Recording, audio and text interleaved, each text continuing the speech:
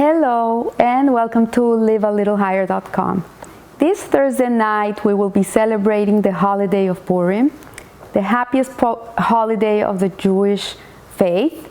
And it says in Megillat Esther, it says, and to the Jews was light, happiness, joy, and prestige.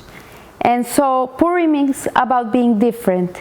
It's about not being like everybody else. We wear masks, we wear costumes, people get drunk to the point they don't know who's good, who's bad, who's Mordechai and who's Haman. And we know that there's a singularity in the Jewish people. Haman complained to the king Ahasuerus, the king of Persia, and he said to him that there exists a singular nation, he singled us out, scattered and divided among the nations in all the provinces of their kingdom, whose laws are different from those of all nations. And this is in the book of Esther, in Megillat Esther. And so a singular nation, and this they have been saying about the Jewish people since we exist. Even before we were the Jewish people in Egypt, when we were the Israelites and we were slaves, we were singled out, we were different. We have always been different. Abraham Avinu, our forefather, he was called an Ivrit, the one from the other side. He was singled out, he was different. So we see here that Haman points this out to the king, to King Ahasuerus, and King Ahasuerus agreed. And he agreed that they were different and unique despite their dispersion. We had been exiled from Israel, from Zion. The first temple had been destroyed for a few decades already. And so he decreed to destroy the Jewish people. And so the Jewish response to Haman was a very surprising response. You would think that people would start to become more assimilated, they would try to be more like the Persians, so they wouldn't single them out, so they wouldn't be decreed to be killed. But exactly the opposite happened. The complete opposite happened. Before this decree, the Jewish people in Persia were very much assimilated, and suddenly, when the Pinkeleyit was attacked, that spark of a Jew was attacked, then the uniqueness and the singularity of the Jewish people came out. And so after relating the story of Haman's downfall, how he fell, and the Israeli victory, the victory of Israel, the book of Esther, Megillat Esther, sums up the miracle of Purim in one sentence. At the end it says, and to the Jews there was light, happiness, joy, and prestige. This is how we end reading Megillat Esther. And the Talmud interprets these words, and it gives reference to four primary things, features of our singularity, of what makes a Jew different from the rest of the world.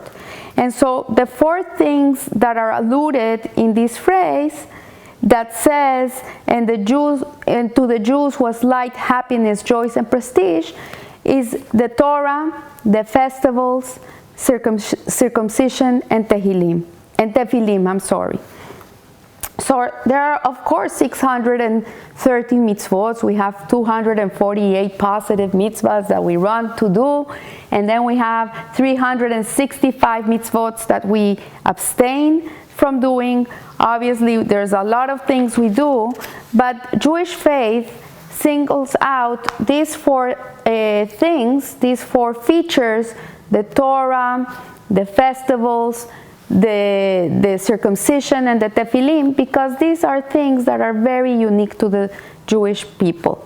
And so, as a fact, we can discuss, we could even argue that why are they so singular to the Jewish people? Like, we know that Torah is knowledge, Torah is wisdom, Torah is learning, it's studying, and we know that the scholarship is not something that is unique to the Jewish people. Other cultures and other religions are also people that like to learn, like to study. There's many philosophies in the world, there's many intellectual pursuits in the world. And we would even come to say that every community and culture has its creed and philosophy. Everyone believes what they believe, and they believe what they believe. And we could say that they could be even argued that the Torah is not the unique philosophy of the world. So the festivals are also something that could be argued. It's a common feature in other societies. We see that other religions are celebrating different holidays. We celebrate Hanukkah, and some people celebrate Kwanzaa, and other people celebrate Christmas.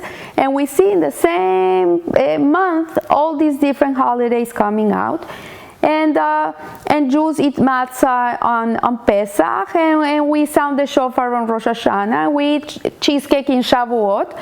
But the concept of a festival or date that is designated to commemorate the observance of something that was special for a certain culture or religion or community is a universal idea. This is not something that is only for the Jews. Every nation, culture, and religion has its calendar of dates that mark the historical events, and they celebrate them and commemorate them, and they're very important.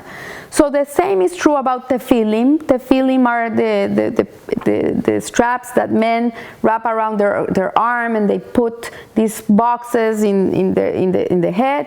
And we would say, yeah, only Jewish people bind these leather boxes and straps on their arms and head as a symbol of commitment to God, because it is a commitment. We say, the man says, Shema Israel, Hashem Elokeinu, Hashem Echad.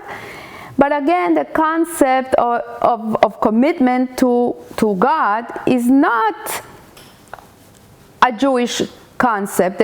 You can see it in other religions too. We see that when a woman is married to a man, she puts on a ring, showing that she's committed to a man. We see that a soldier wears a uniform. He's committed to serving his country, and we see a doctor putting on his white coat. He's committed to his profession, and so on. And all these are signs worn as demonstrations of people's allegiance and commitment to a certain area of their lives.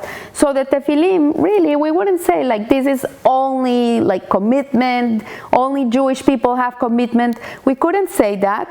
And so for circumcision, the Brit Milah, it's also a fairly common procedure in the world. Like babies are born in the hospital, before they leave, they are circumcised for health reasons. So, and we have the Islam, the Muslims, they circumcise when they're 13 years old. So it's not something that is unique to the Jewish people.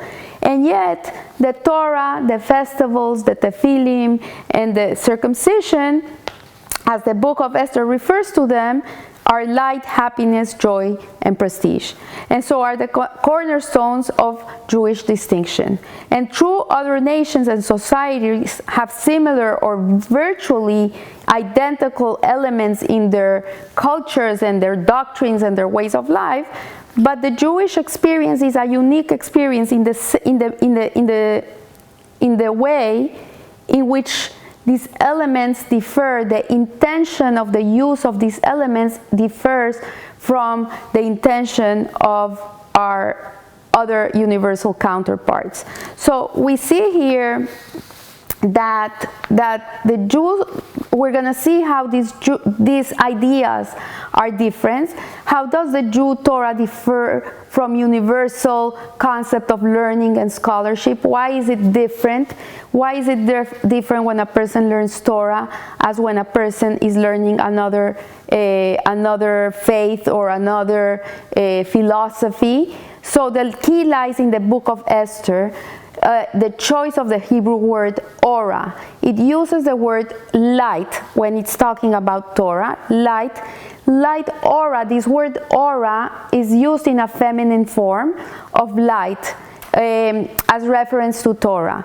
So all wisdoms whose function is to illuminate and enlighten the world, because knowledge is power, knowledge is light. But there is a masculine light in the world. In the Kabbalah, it's explained there's a masculine light and there's a feminine light. So the masculine light is a self-generated light. It's aggressive, and it comes from from the intellectual pursuit of the knowledge. The feminine light is different, is a receptive. It's not an intellectual pursuit.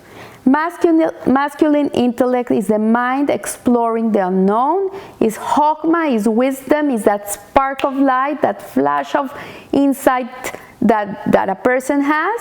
And then the woman, the feminine aspect of life is bina, which is understanding, is to trickle down the knowledge and be able to make it your own, that it becomes you.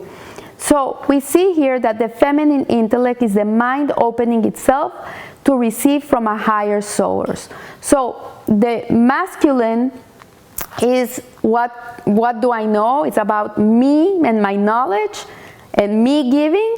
And the feminine aspect is about me being a receptacle for light, to be able to empty myself to receive the knowledge of Hashem, and not have a need to intellectualize it, to make it an intellect pursuit, but on the contrary, the feminine aspect of the intellect is to become a medium, to become a vessel of spreading the truth of the Torah.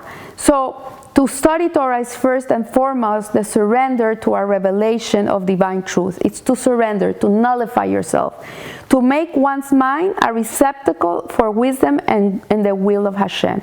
And the mind of the Torah sage is not a generator of ideas. When you talk to a Torah scholar, when you hear me giving you a Torah class, I'm not giving you my ideas and what I think and what I believe, and I'm not talking about, it has nothing to do with me. I'm just a conduit between the knowledge of Hashem and the world. I'm just bringing down the truth of the Torah and giving it to you. But it has nothing to do with my intellect. It's all the truth, the emet of the Torah. The mind of the Torah sage is not a generation of ideas, but a womb that receives the divine truth and then develops it as a rationally structured principle and law. So the universal function of the festivals or holidays is to celebrate and commemorate the past. This is when people, Veterans Day, Labor Day, Christmas or Easter, any of these holidays are really a reminder of what happened so many years ago. But in reality, the Jewish experience is a very different experience because our calendar is not a flat calendar, it's a round calendar. So we believe that the energy that sustains a certain day it goes like this. So when a holiday falls on the 15th of Nisan, for example, Passover falls the same day every year in the Jewish calendar, that the energy of that day is the same exact energy that was going on when the Jewish people left Egypt 3,000 something years ago. So what we are reliving the energy of that time, of Exodus, of freedom, of leaving Mitzrayim, leaving our constrictions. So when we're celebrating Passover, that's going to come in a month, we clean our house, we get rid of the hametz. It's a whole preparation. We do all these things that are very material aspect, like cleaning, but in reality, they're tapping into the deepest part of our soul. And it's allowing us to get rid of our ego, to get rid of our predispositions, our conceptions, all these things, and it's allowing us to be able to nullify ourselves and be zero egocentric so we can really experience freedom. So once a year, we tap into this energy of freedom, and it's like a vitamin that you're taking in these 8 days, 10 days, plus the days that you were cleaning. It's like a power boost. It's like a vitamin that you're taking for the rest of the year. So the Jew does not merely remember Passover. It's not a remembrance day. It's really through keeping Passover, through keeping this holiday and rejoicing in it and and going through the holiday, in reality, every Jew is going through their own personal exodus at this time of the year. So the same is true with the giving of the Torah on Shavuot, the Day of Atonement on Yom Kippur, on Rosh Hashanah. All these dates for us are really a vitamin that we take for the rest of the year. The energy of that time is conducive to forgiveness, to crowning the king, to doing all these things. It really takes us to that place. So a festival is a very happy occasion, but at the same time it's a spiritual endeavor. So the Jew also transcends the present on his festivals, and for him too this is a source of joy. But it's not an escapist joy, it's a disciplined joy. It's a disciplined joy that shatters all external barriers and amplifies and puts the focus on the things that we have to work on. It gives us responsibility and accountability and commitment. So we see here that the holiday of Purim, which we're going to be celebrating Thursday night and Friday during the day, a Jew is commanded to drink until he's drunk and until he cannot distinguish between cursed is Haman and blessed is Mordecai. And this is a very strange concept. We are not at all, Jewish people are not supposed to be drunk. We should never be drunk. This is not part of our religion. Some people do it, but it's not really what it's advocated. People have to be responsible and they have to be in their right minds. But the drinking in Purim, it's one day in which it is allowed. Just let go. Let go. You know, we have a human nature. We have an animal within ourselves. And sometimes you have to let that animal go out in a disciplined and contained way. So we see here that Purim and the Purim drunk is a sight worthy of beholding, emotionally uninhibited, yet morally controlled, and rationally incoherent, yet spiritually true. So circumcision is fairly a common practice. This is something that most people do nowadays for health reasons. It's a very common practice. But what is unique about the Jew is that to him the circumcision itself is perceived as something positive and desirable. So most people that are not in the Jewish faith, they're doing their circumcision for health reasons, and they measure the benefits against whatever is not, and they think about the future, and it's 100% it's safer for a man not to have a circumcision, so they decide to do it. But the Jew doesn't do it for health reasons. We do it because it's a commandment of the Torah. It's something that we have to do. And for us, it's something that is desirable. Like, it's unbelievable to see that you see a Jew that is not a religious Jew, that doesn't keep anything. Maybe he's traditional, but nevertheless, when his baby is born, 8 days later, he's circumcising his baby. Like, it doesn't make any sense. It's completely irrational. It doesn't make any sense. There's a story of a rabbi that once received a phone call from a woman in Israel, and she called him and says, I'm sorry, are you a mohel? Are you a mohel? Mohel is a rabbi that does the circumcision. I just took your number out of the yellow pages. And he says, yes, I'm a mohel. She says, I need a rabbi, a mohel, to come and circumcise my son. On Wednesday, it's his 8th day, and I need someone to come and do the circumcision. And he said, okay, I'll come. And he says, what's the address, everything. So he writes it down. And Wednesday comes, and he comes ready to do the Brit Milah to this baby. And when he comes, he sees it's not a shul, it's not in a synagogue, it's all buildings, homes. He sees, this is strange. So he goes into the building, and he rings the doorbell. And this lady opens up, and she's with rollers on her head, and still in a robe, and she has the baby in her hand, in her arms. And she says to him, look, Rabbi, I have to go to work. Here is the baby, and you do the circumcision for him. I have to go.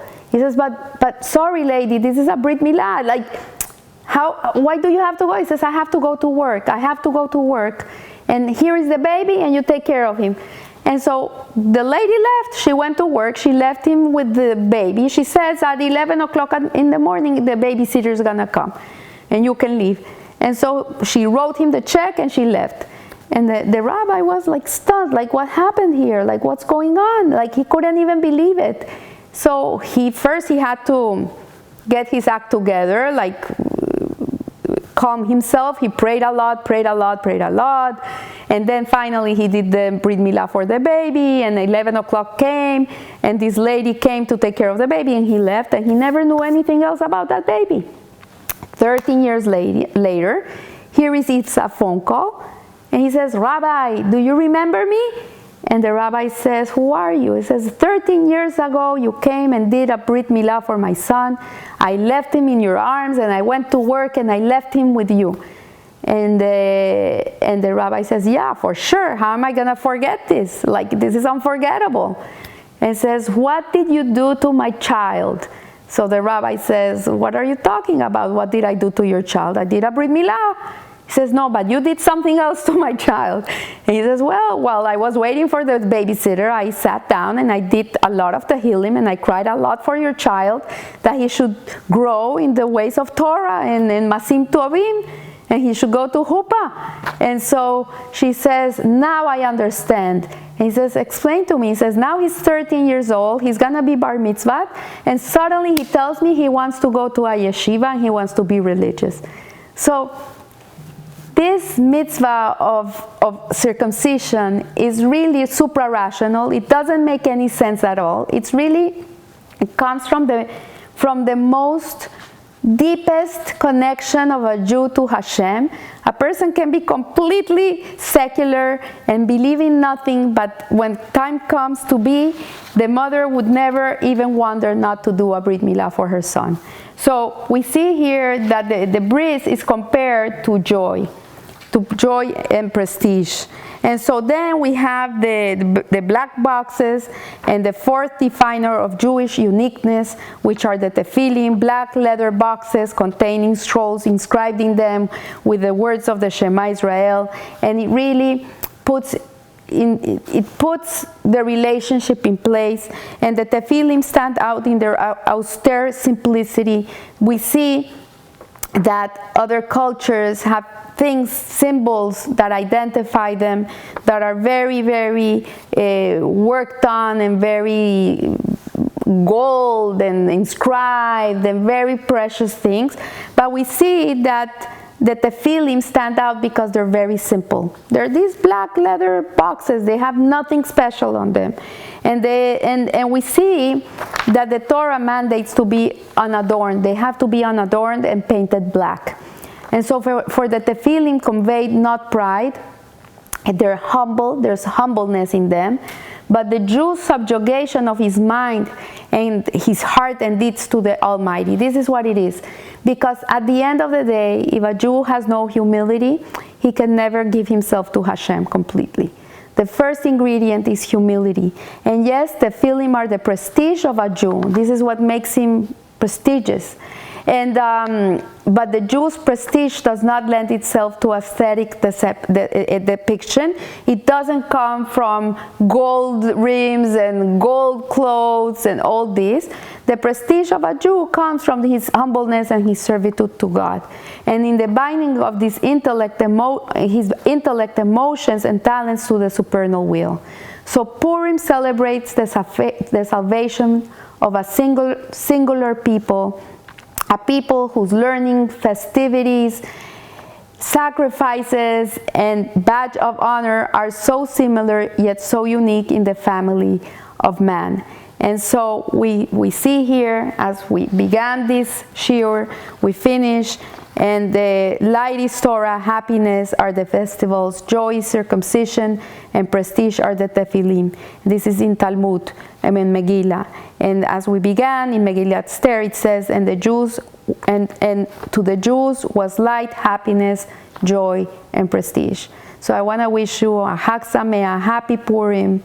Be proud of who you are, stand strong and firm, and know that you're a singular people, that you're a special people, not because you are special, because Hashem desired you to be special. He gave us all these things to make us unique, and we should always stand proud and happy to be who we are, and be lamp lighters to the world, bring light to everything around us and everybody around us. So remember, live a little higher. Thank you.